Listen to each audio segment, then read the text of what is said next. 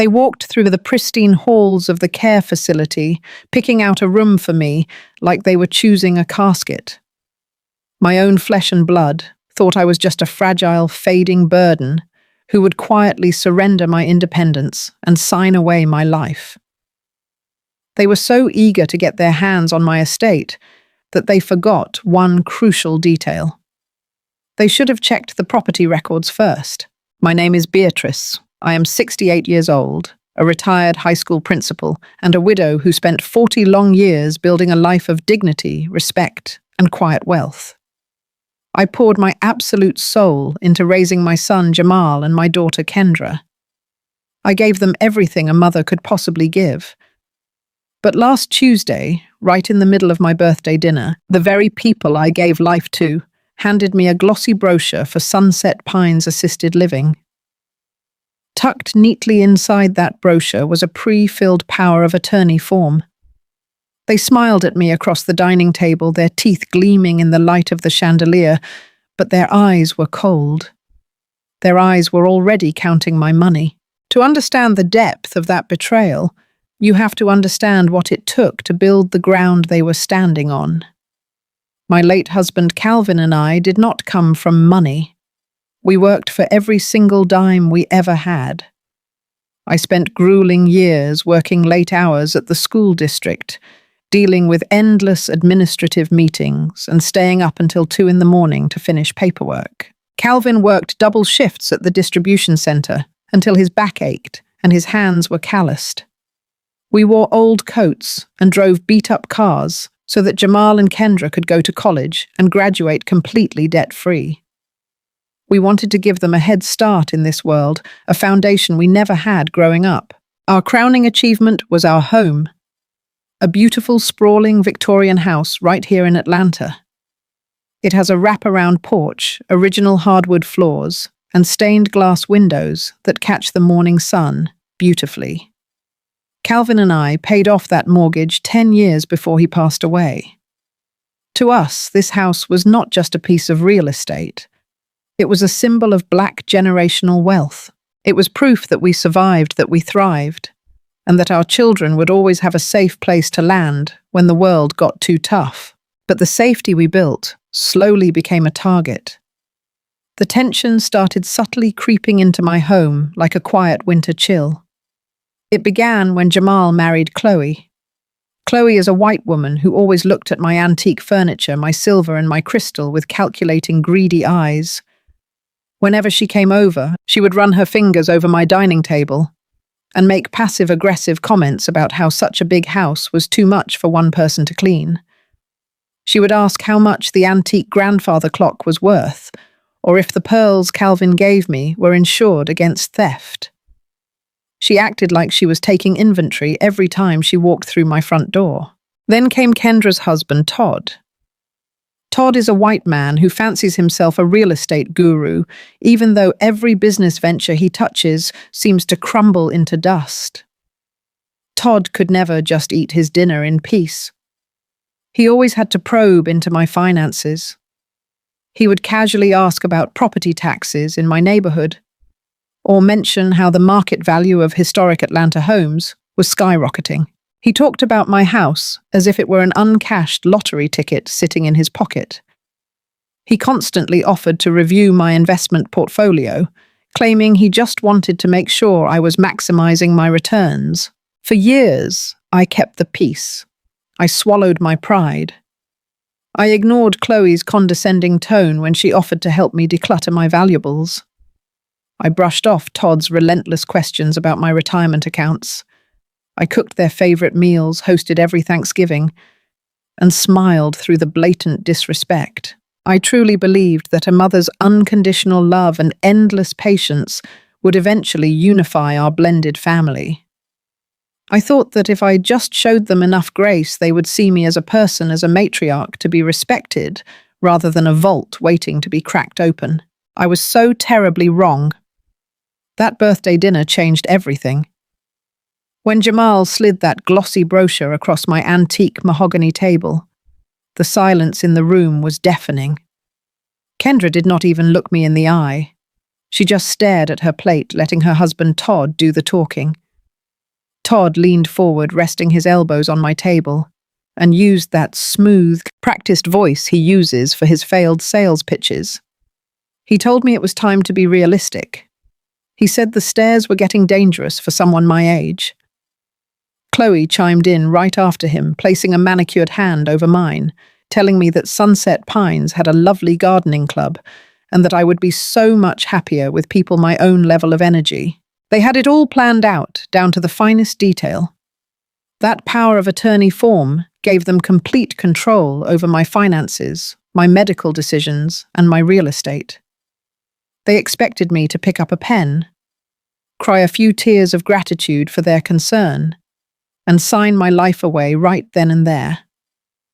They thought the grief of losing Calvin and the fatigue of my age had made me weak and compliant. But as I sat there looking at the children, I raised, and the spouses who were pulling their strings, the fog of maternal devotion completely lifted.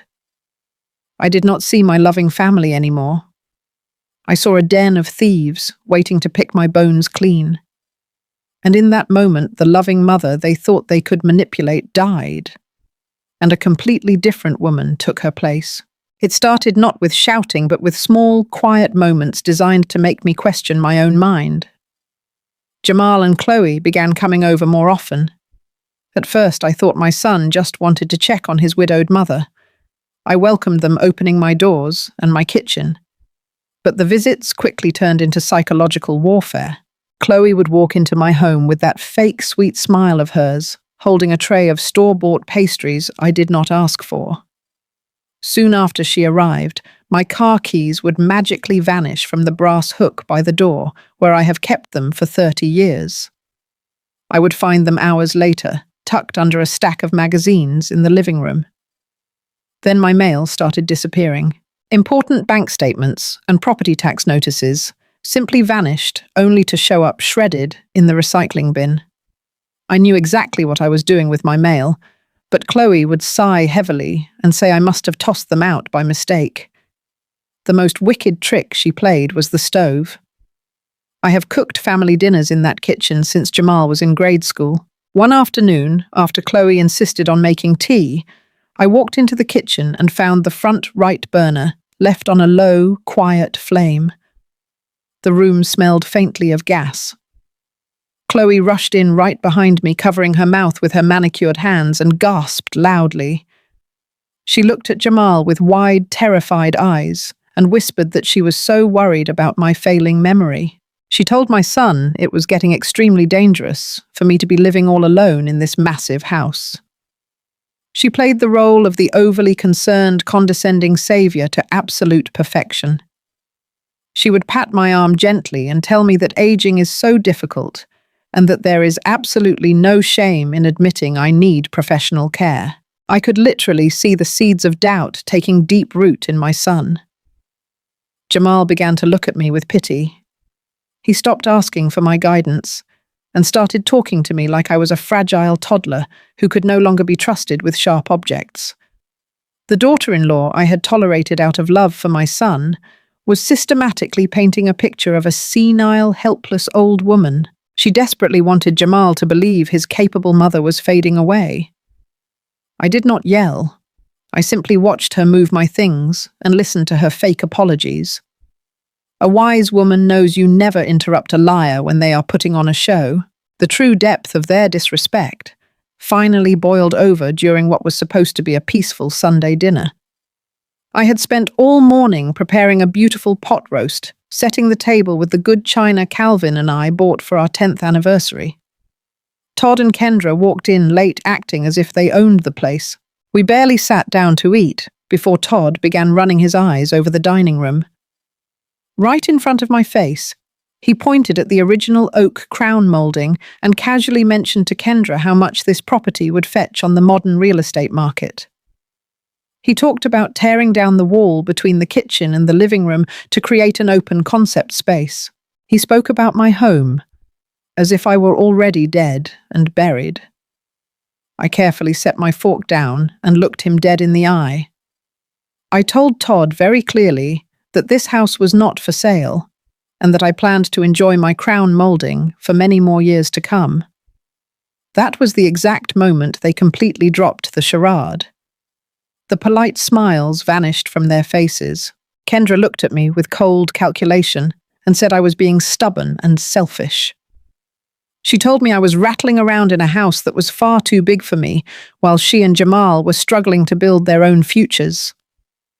Jamal slammed his hand on the table and declared that they could not keep putting their lives on hold to constantly check up on me.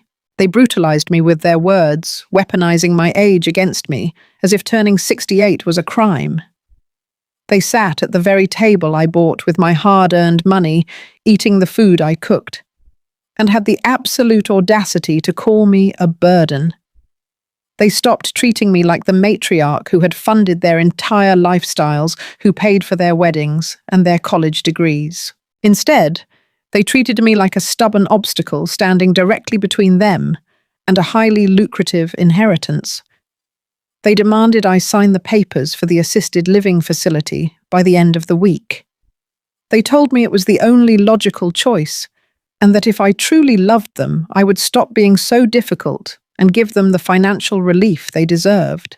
I looked at the four of them, the children I carried and the strangers they married, and realized my unconditional love meant absolutely nothing to them. They wanted my wealth and they wanted me gone. I always prided myself on keeping a meticulous home. Even after that disastrous dinner, my maternal instincts kicked in the next morning. I gathered the freshly folded towels and made my way upstairs to the guest room where Jamal and Chloe were staying for the weekend. Todd and Kendra had spent the night too, occupying the smaller bedroom down the hall, claiming they wanted a family weekend to help me transition. The irony tasted like dry ash in my mouth. I pushed open the guest room door and stepped inside. The space was a disaster, with expensive clothes draped over my antique chairs and bags thrown carelessly on the floor. As I moved toward the bed to set down the clean towels, my foot caught the edge of a heavy leather briefcase sitting near the nightstand. It belonged to Todd. I had seen him carrying it around the house like it held vital state secrets. The briefcase tipped over, hitting the hardwood floor with a heavy thud, and the brass clasp snapped open. A massive stack of papers spilled out, fanning across my floral rug. I immediately knelt down to gather them, feeling a brief flash of guilt for knocking over his belongings. But as my eyes caught the bold black lettering on the top page, the guilt completely vanished, replaced by a cold and suffocating dread. It was not just another glossy brochure for Sunset Pines Assisted Living. It was a formal legal petition. The heading read, "Petition for Involuntary Committal and Emergency Guardianship." My hands began to shake uncontrollably as I flipped through the pages. They had mapped out a strict timeline. It was a fast-tracked schedule specifically designed to bypass standard protocols and declare me mentally unfit within 14 days. I dug deeper into the pile, my breath catching in my throat, as I pulled out a document that made the entire room spin. It was a psychological evaluation draft, entirely filled out, and just waiting for a corrupt doctor to sign it. It detailed horrific instances of severe memory loss, aggressive, erratic behavior, and completely fabricated stories about me wandering the neighborhood streets at night. They had invented an entire medical history to justify locking me away in a facility, but the final devastating blow came from a neatly clipped stack of printed emails. The sender was Chloe. The recipient was Todd. I sat on the floor reading the vile messages exchanged between my daughter-in-law and my son-in-law. Chloe wrote about how incredibly easy it was to convince Jamal that I was losing my mind. Todd replied with aggressive strategies on how to pressure Kendra, explicitly instructing Chloe to keep hiding my keys and leaving the stove on to seal the deal. They were actively collaborating. The spouses had formed a wicked alliance to manipulate my own children into seizing my property. Before I could even process the sheer magnitude of their evil, the sound of heavy footsteps echoed on the wooden stairs. They were coming up. Panic gripped my chest. I scrambled to my feet, clutching the documents to my chest, and darted into the large walk-in closet just as the bedroom door swung open. I pressed myself into the darkest corner, hiding behind a row of winter coats, barely daring to breathe. Through the crack in the closet door, I watched Chloe and Todd walk into the room. They were not arguing. They were laughing. It was a dark, mocking laughter that made my blood run absolutely cold. Todd collapsed onto the edge of the bed, running a hand over his face. He chuckled and told Chloe that the old lady actually believed they were doing this out of love. Chloe laughed back, her voice dripping with sheer venom. She bragged about how easy it was to trick me, mocking the way I had looked at them during dinner. But then the conversation shifted, and the real truth poured out of their greedy mouths. Todd spoke, his voice growing urgent and tense. He told Chloe they needed to finalize the committal by the end of the month, because his creditors were threatening to take him to court over his failed commercial real estate investments. Chloe sighed in agreement, complaining that her credit cards were completely maxed out, and the collection agencies were calling her phone 10 times a day. I stood in the darkness, listening as my daughter-in-law and son-in-law coldly calculated the value of my life. Todd explicitly stated that he did not care how much Jamal or Kendra grieved. He said their tears were irrelevant as long as the estate was liquidated quickly. Chloe completely agreed, adding that Jamal was so stressed about their own finances that he was actually relieved to let me take the fall. She said Jamal and Kendra were more than willing to trade my freedom just to wipe away their marital debts. That was the exact moment my heart simply stopped breaking. The profound, shattering grief of realizing my own flesh and blood were fully complicit in my destruction vanished. My children, the babies I had sacrificed my entire youth to protect, were consciously throwing me into a facility just to pay off the debts of their worthless spouses. They knew I was perfectly sane, yet they were trading my independence for a quick payout, standing in that dark closet, holding the written proof of their betrayal. I stopped being a devastated mother. The tears dried on my face, and a powerful, freezing clarity washed over my mind. They thought I was just an old, fragile woman who would quietly fade away into the background. They thought I would surrender my crown without a single fight. They were about to learn exactly what kind of woman built the empire they were trying to steal. I stood in that dark closet, the air feeling thick and heavy, but my eyes were completely bone dry. There was a time when a mother's heartbreak would have brought me to my knees, weeping for the children I had nurtured, protected, and loved unconditionally. But right then, listening to them trade my freedom for their financial convenience, I felt nothing but a cold, sharp clarity. The tears they expected from a fragile old woman simply did not exist in me anymore. I waited patiently until I heard the heavy thud of Todd's footsteps retreating down the hall, followed by Chloe's obnoxious, high-pitched giggle, fading away as she walked down into the kitchen. Once the coast was clear, I slipped out of the closet, pulled out my cell phone, and took crystal clear, perfectly framed photographs of every single document inside that leather briefcase. I captured the forged psychological evaluation, the fast-tracked committal timeline, and those vile printed emails between my daughter-in-law and son-in-law. I placed the papers back exactly as I found them, latched the heavy case shut, and quietly walked out my own back door. I got into my car and drove straight to the law offices of Mr. Davis. Warren Davis has been my attorney for over 20 years, a sharp, no-nonsense black man who helped Calvin and me structure our very first real estate deals back in the day. I walked into his immaculate downtown office, bypassed his receptionist with a polite nod, and sat down directly in front of his massive mahogany desk. I slid my phone across the polished wood and told him to look at the photos. Mr. Davis adjusted his glasses, and as he swiped through the images, the color drained entirely from his face.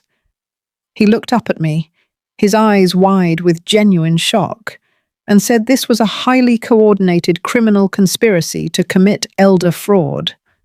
But Mr. Davis had his own shocking news to share with me. He leaned back in his leather chair, steepled his fingers, and told me that just 2 days prior, Todd had actually called the law firm. Todd had faxed over a completely fake medical authorization, claiming I was hospitalized and incapacitated, demanding immediate access to my main investment accounts to cover emergency medical expenses. Mr.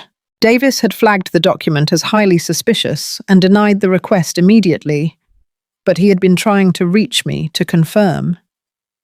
Hearing this, a roaring fire ignited deep in my chest. Todd was not just planning to steal my beautiful home.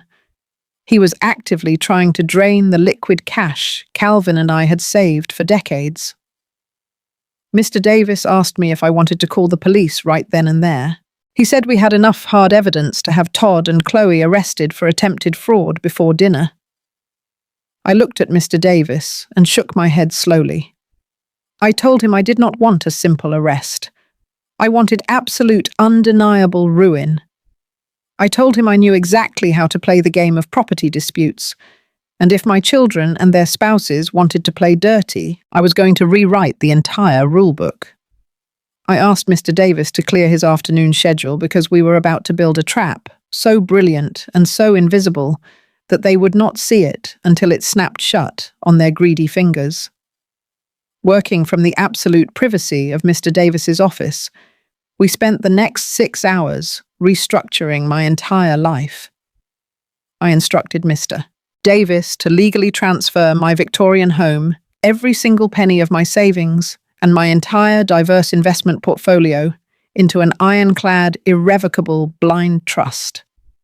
I made absolutely sure that neither Jamal nor Kendra could ever contest it. As far as the state of Georgia was concerned, Beatrice no longer owned anything of value. The trust was the sole owner, and it was legally bulletproof. But I knew Todd considered himself a real estate genius, meaning he would inevitably search the county property records to verify his grand prize. I needed a decoy to throw him off the scent completely. Mr. Davis and I created a dummy deed, a perfectly legal, publicly visible document showing that the historic Atlanta house had been officially donated to a prominent corporate educational charity. The deed stipulated that I retained a lifetime right to reside in the home, but upon my passing, or in the event I moved to an assisted living facility, the property would immediately default to the charity to be used as a community learning center. I made sure the paperwork was filed and logged in the county database that very afternoon. If Todd went digging, he would find out that the multi-million-dollar property he was banking his future on had already been given away. Next, I quietly severed the hidden financial safety nets I had been generously providing for my ungrateful children.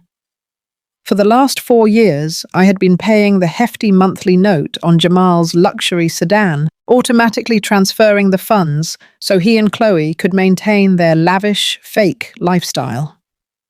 I cancelled that auto-transfer with a single tap on my screen. Then I called my bank and permanently halted the secret mortgage assistance payments I had been sending to Kendra to keep her and Todd's overpriced condo from going into foreclosure. Let them drown in the debt they created. I was no longer their personal bank. By the time I drove back to my house, the evening sun was setting, casting a warm, golden glow over my porch. I walked through my front door feeling lighter, stronger, and more powerful than I had in years. The house smelled of roasted garlic and thyme. Jamal, Kendra, Chloe, and Todd were all sitting around my dining room table, drinking my expensive wine, and laughing as if they did not have a care in the world. I took off my coat, washed my hands, and took my seat at the head of the table. Chloe asked me where I had been all afternoon, her voice dripping with fake, sugary concern.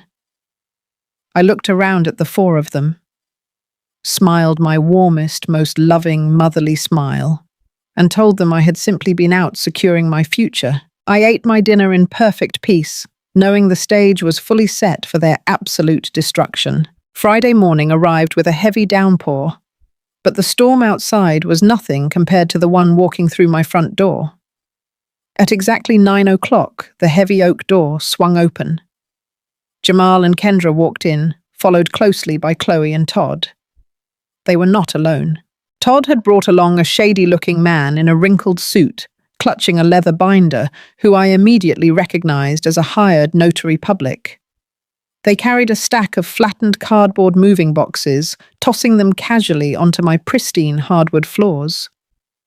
My own children did not even bother to greet me. They simply marched into my living room, acting like the new landlords coming to evict a troublesome tenant. Chloe immediately began parading around the space with a smug, victorious grin plastered across her face. She ran her hands along the walls, pointing aggressively toward the dining room. She told Todd they needed to tear down the load-bearing wall to create an open-concept kitchen, and that my antique chandelier would have to be thrown in the trash because it was far too dated for her modern taste. She was completely erasing my 40 years of life in this house right in front of my face. Todd stepped up to my coffee table and slapped down a thick stack of legal documents. He pulled a silver pen from his jacket pocket and pushed it directly toward my chest. His voice was dripping with that fake corporate sympathy I had come to absolutely despise. He told me the transport van for Sunset Pines Assisted Living would be arriving in exactly 1 hour. He said all I needed to do was sign the final property transfer paperwork, so they could start managing the estate on my behalf. I looked at Jamal and Kendra, hoping to see just a tiny ounce of guilt or hesitation in their eyes. But my daughter crossed her arms and looked out the window completely detached. Jamal sighed heavily and told me to just sign the papers so they could get it over with. He actually had the nerve to say I was making things unnecessarily difficult for everyone. When I did not immediately reach for the pen, Todd leaned in close. The polite mask dropped and his voice turned ice cold. He delivered a cruel, unforgiving ultimatum.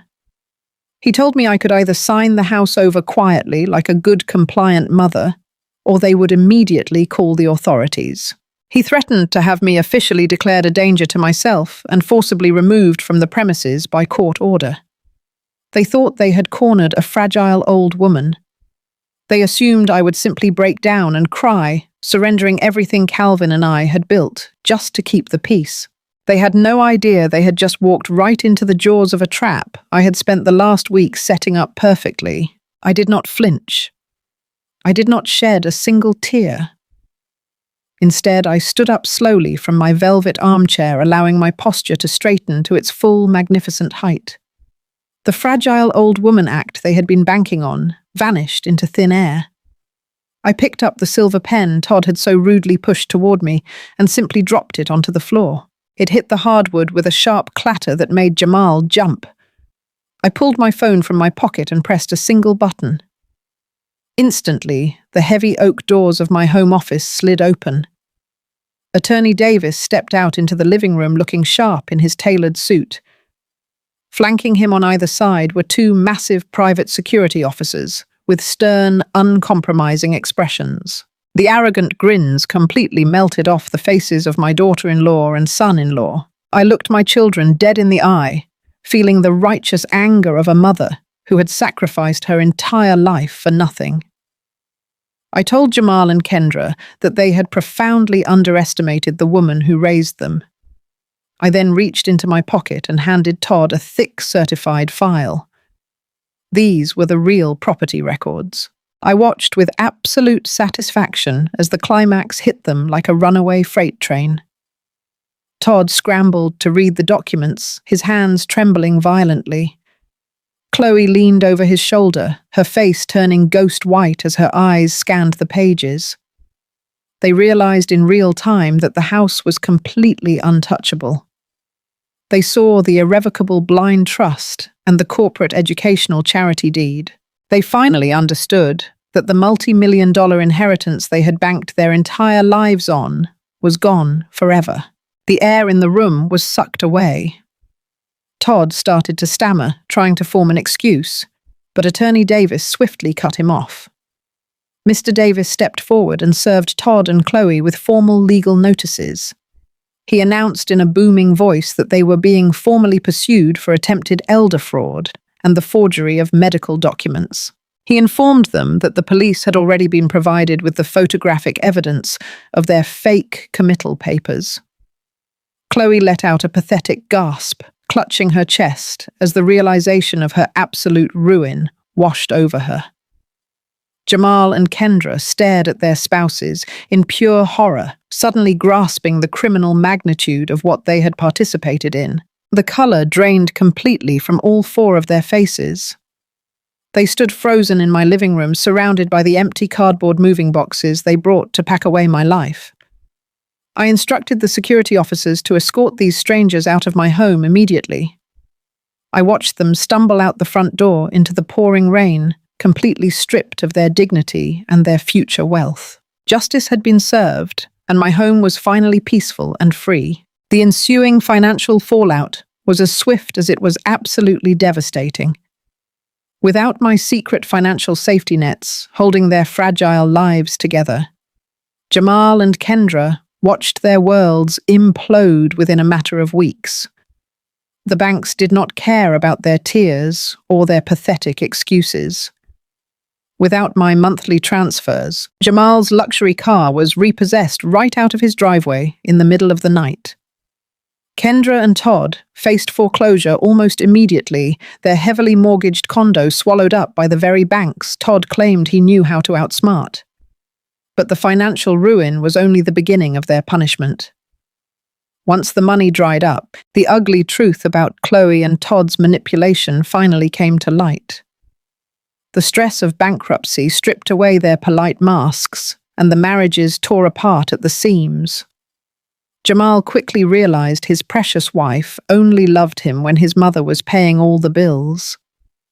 Kendra discovered that her real estate guru husband was nothing but a greedy fraud who used her to try and steal my property. It did not take long for my children to come crawling back. They showed up on my front porch one rainy Tuesday evening, knocking on the heavy oak door with trembling hands. I watched them through the glass, looking broken, exhausted, and completely desperate. Jamal pleaded with me through the door, his voice cracking as he begged for my forgiveness. Kendra cried, promising that things would be different, asking for just one more loan to help them get back on their feet. They expected the old Beatrice to open the door, dry their tears, and open her checkbook. But that mother was gone forever. I stood incredibly firm on the other side of the glass and did not reach for the door handle. I looked at the children I had sacrificed my entire life for, the children who were perfectly willing to lock me away in a facility to pay off their spouse's debts, and I simply turned my back. The very next morning, I hired a private contractor to change every single lock on the property. I installed a state-of-the-art security system with cameras covering every angle of my home. I formally and legally cut them out of my life, leaving them to face the harsh, freezing reality of their bankruptcy and the permanent loss of their mother's unconditional love. In the quiet aftermath of the storm, I finally found the profound peace I had been searching for all my life. The sprawling Victorian house with its antique chandeliers and original hardwood floors no longer felt like a family sanctuary. It felt like a museum to a past that no longer existed. I did not let the corporate educational charity wait until my passing. I decided to sell the property on my own exact terms. The real estate market was booming, and the historic house fetched an incredible price, adding another massive layer of wealth to my irrevocable trust. I took that money and purchased a beautiful modern condo in a high-rise building directly overlooking the ocean. Now, instead of waking up to the stressful demands of ungrateful children, I wake up every single morning to the sound of crashing waves and the salty sea breeze blowing through my open balcony doors. I decorated my new home exactly how I wanted, with bright colors, comfortable furniture, and absolutely no room for toxic energy.